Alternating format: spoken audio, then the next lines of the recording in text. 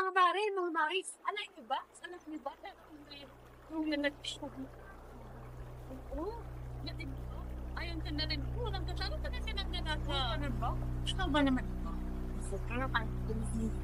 Diba ka niyo mag-wait ang mag-matis mo ang namin doon. Kung hindi mo kasi nakita sa mga malis ka na kasi.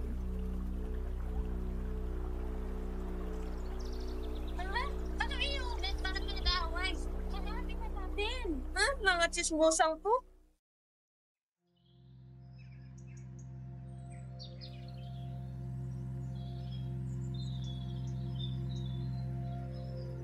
Ano ba yan? Papangit ng dumadaan? Hoy, Labandera! Ano bang iyong pinariringgan? Bakit? Kaya ba'y napasaringan? At anong sabi mo, Labandera? Nais ipang laban ko ang iyong kulot na buhok? Hoy, matandang mangkukulam! Kung makapagsalita ka, ay akala mo kung sino kang maganda. Anong sabi mo? Nais mo bang magtuos tayo? Hindi kita umurungan! Dunya, tama yan! Itigil niyan! Nais na bang masunog ang inyong mga kaluluwa sa impyerno? Tayo na, Dunya Victorina! Kayano na sila!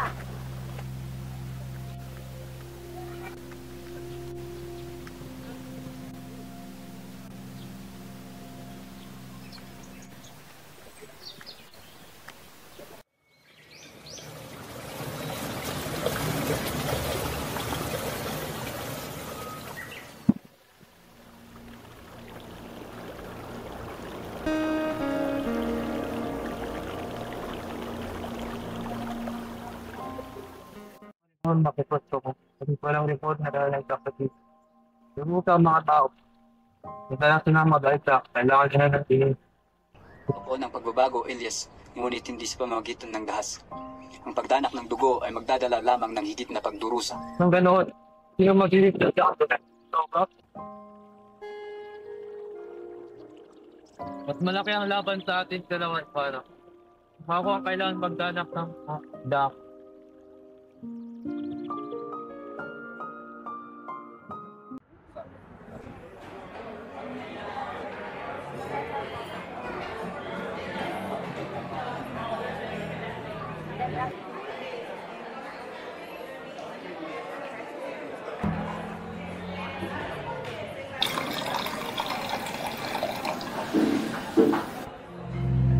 Ay, napakalaking salapiang nalulustay para sa isang proyektong napakawalang kwenta.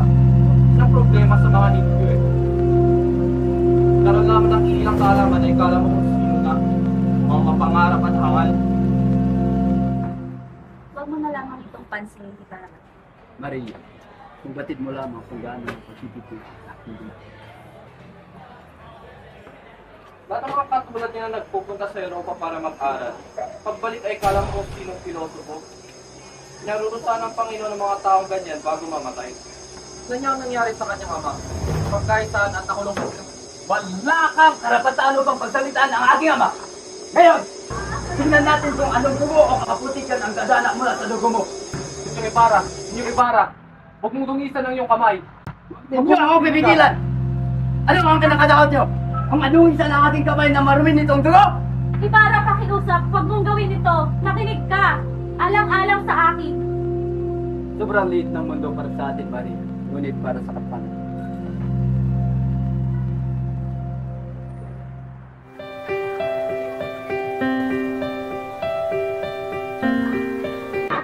Kaya na naman kuya tayo. Pagod na ako eh.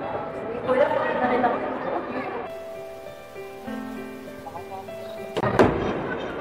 Kayong dalawa, anong ginagawa niyo? Ikaw ba sino? Bakit hindi mo pinatulog sa tamang oras ng kampana, ha? Magbabayad ka ngayon ng 2 reales. At ikaw, hindi ka wala ko. Balik mo ang pera.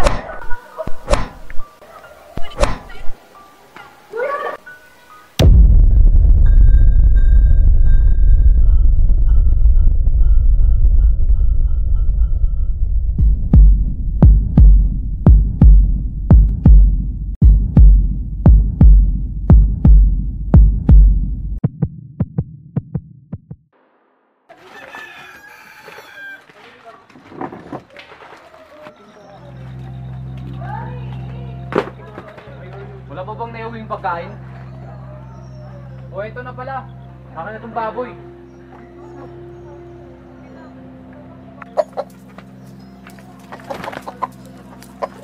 Alis na ako. Mga lang kwenta. Mga pabigat sa buhay.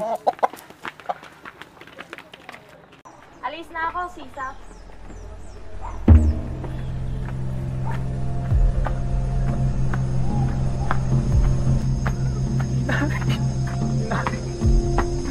Diyos ko! Anak! Anong nangyari sa'yo? Bakit ko duguan at umiiyak? Si Crispy.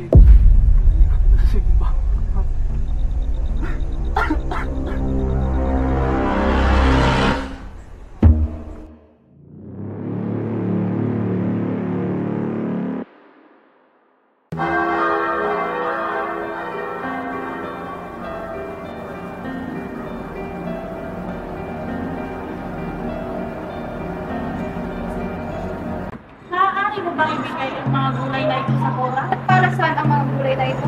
Nais ko sana makausap ang Cora tungkol sa aking anak na si Crispin. Hindi kasi siya nakauwi ng aking hanggang. Crispin, wala siya dito. At huwag mo nang pagtakpan pa ang anak ng magnanakaw.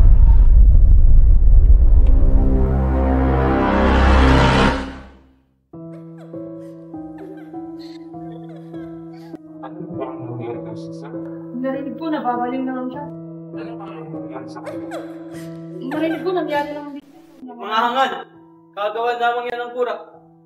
Panayain niyo ang itinulong niyo at huwag niyo siyang gagambalain muli. Basta sunod, Senior Alferez.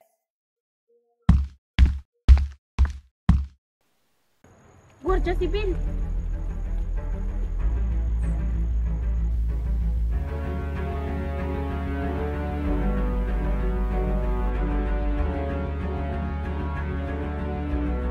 Ikaw! Halika rito!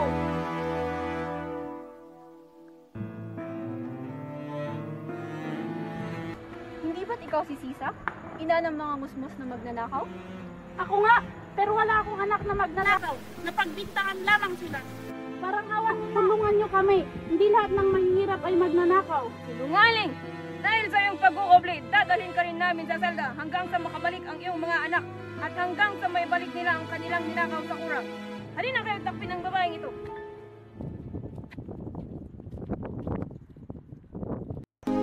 Crispin! Basilio! Mga anak! Crispin! Basilio!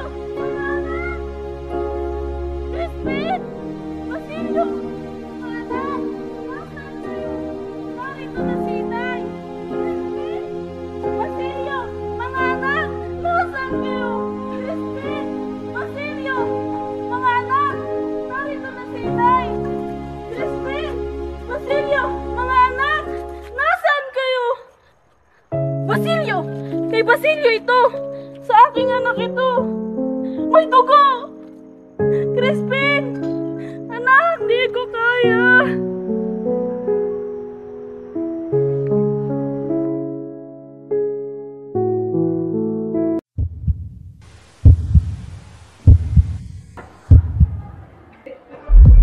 Maniwala ka sa akin, wala akong kinalaman sa pag-aalsa.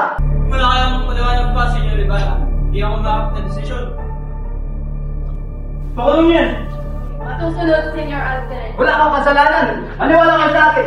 Bilangan mo!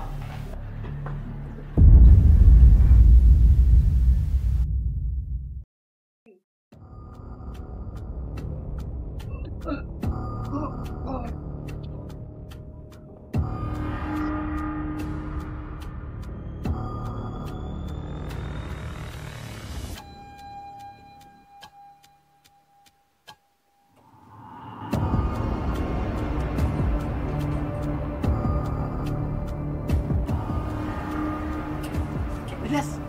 Elias! Dito!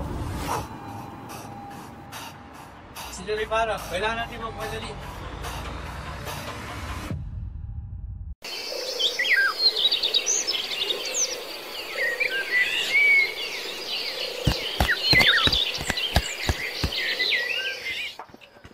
Ibarra at Elias? Ako ba'y nananaginip? Nais kong malaman mong pinapatawad na kita upang hindi ka magambala habang buhay. Hindi mo iyan sasambitin kung alam mo ang katotohanan. Ngayon, alam ko na kung sino ang aking tunay na ama. Pinigilan niya akong ibigin ka. Ano? Napag-alaman kong hindi naging tapat ang aking ina sa aking ama. Wala akong magagawa kundi pakasalan si Linares. Patawarin mo ako, Ibarra. Ako dapat ang humingi ng tawad mo dahil kay aking pinagdudahan. Kahit saan ka man naroroon, Ibarra, palagi mong tatandaan na ang pag-ibig ko ay sa iyo lamang. Sa muli natin pagkita mo, Maria.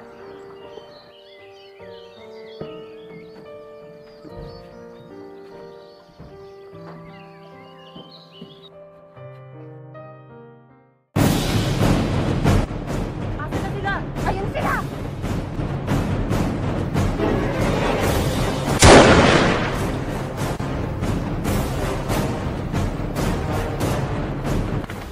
Senyor Ibarra, may nakita sa atin, yumuko ka. Ano ang ating gagawin? Tayo ay maghiwalay ng daan upang sa ganun ay malinlang natin sila. Kapagagpang dyan! Hulihin natin si Elias! At saka si Ibarra! Yun si Elias!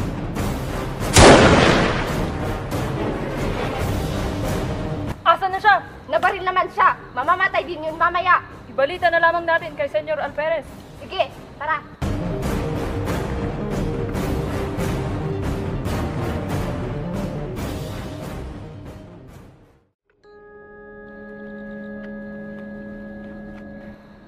Ang apoy ng himagsikan ay hindi mamamatay. Dadalhin ito ng kabataan para sa kanilang kinabukasan.